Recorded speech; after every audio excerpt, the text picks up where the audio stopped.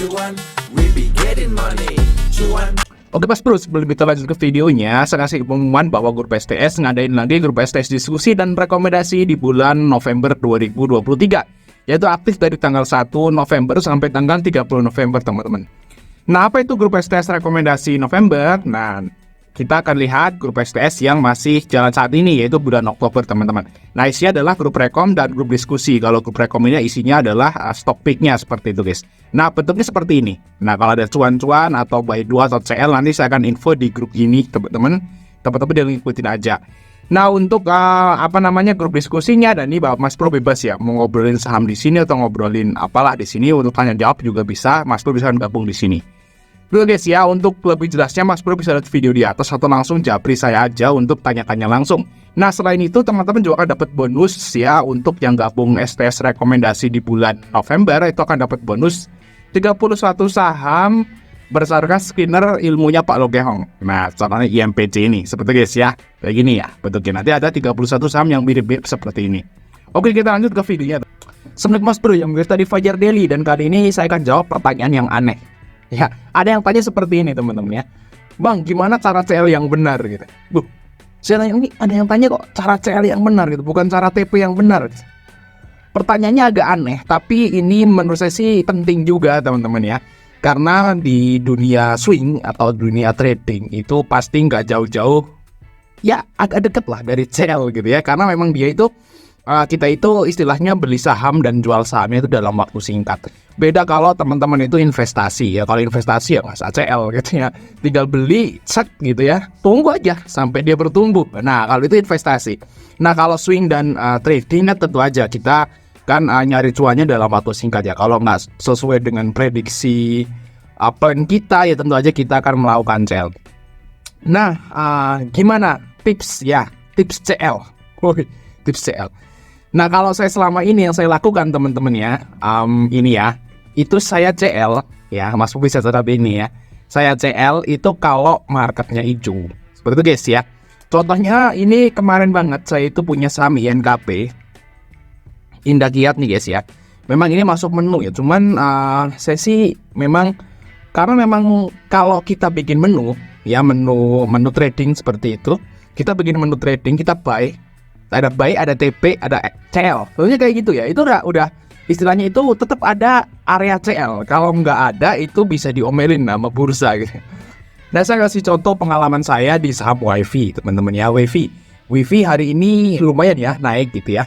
Nah, masalahnya waktu itu saya beli WiFi itu di harga 170. Yaitu kalau nggak salah di hari ini guys ya, di tanggal 23 atau tanggal 23 atau tanggal 24 lah, saya lupa. Pokoknya AVG saya itu 170. Dan di bawah minus itu sampai ke 162. Jadi istilahnya ini hari kemarin itu di tanggal 26 teman-teman, IHSG-nya drop banget ya. Drop parah gitu ya. Drop parah dan WiFi saya itu minus dalam. Dan saya balik lagi ke prinsip saya tadi ya, CL saat hijau marketnya gitu ya, dan saya hold aja. Nah, hari ini bisa kejemput sih, cuman saya jual modal aja tadi ya, si WiFi saya jual modal aja. Jadi gini ya, anggaplah gini ya, kalau misalnya kita CL pas marketnya merah kemarin, itu saya bisa rugi sekitaran 5%.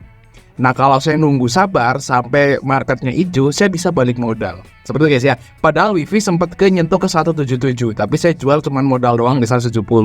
Tapi no problem lah, seperti itu. Memang istilahnya jauh lebih baik ya, jauh lebih baik kita itu balik modal daripada rugi kan gitu guys ya. Nah, seperti itu guys, itu tips aja. Dan ada beberapa saham yang lain juga saya, misalnya INKP guys. Nah, contohnya INKP juga sama. Saya beli marketnya langsung ambles gitu ya. Kemarin marketnya merah-merah.